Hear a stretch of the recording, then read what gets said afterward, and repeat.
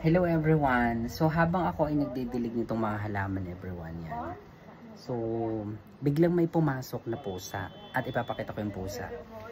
So ayan.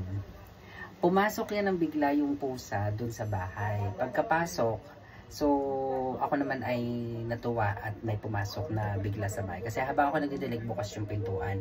And then pumasok siya bigla. So either gutom siya or may something.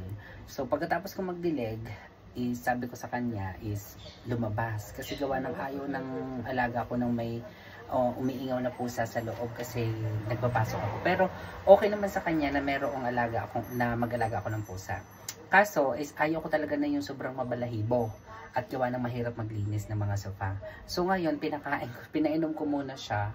Yan, at kasi nung haba ako nagdidilig is nakita niya yung lagadera, yung diligan ko, yung pail. Tapos uminom siya doon. So binigyan ko siya ng tubig na malinis. And then binigyan ko ngayon siya ng cat salmon fish. So yan. So kumakain siya ng bonggang-bongga dito. Yan. O, papakita ko sa inyo. Diba? Pusa. Sige, kain ka lang ng kain ng bongga dyan. Diba?